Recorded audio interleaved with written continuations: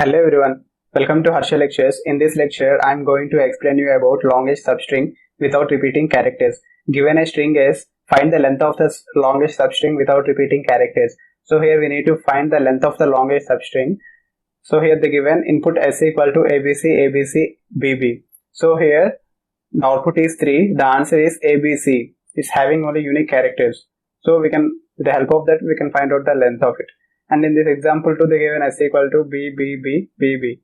So one character repeated so many times. So here the output is 1. So for this, how can we find out the longest substring without repeating characters? That I will explain clearly in this program.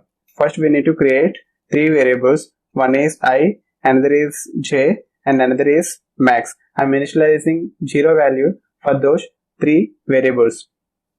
And here I am giving hash set equal to new hash set. Okay. Here in this, with the help of this hash set, we can able to remove duplicate elements. Now,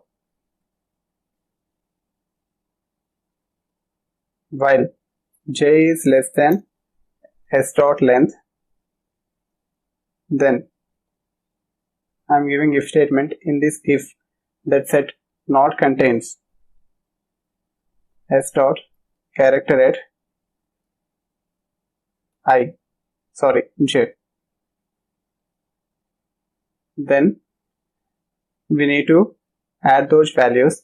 Set dot add s dot character at j increment. Okay, and here max equal to math dot max. Okay, in this I am mentioning max comma set dot size. Okay, and here else statement, if the set contains those values, then we need to remove set dot remove s dot character at of j. Instead of j, I am mentioning I increment. Okay, and here I am giving return statement as max. Now we'll check whether this will execute or not. Yeah, accepted. So simple. I just created 3 variables. One is I, j, and max, and I created one hash set also.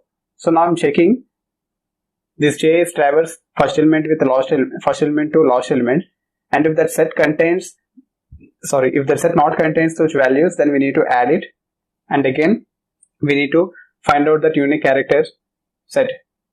And if that already that set contains those values, then we need to remove that excess elements. Means what are the repeated values will be there, that will be detected. So by implementing this logic, we can able to clear this. We need to find out the output. So if you have any queries, you can mention your doubts in commentary session, and please do like and subscribe for more videos. Thank you.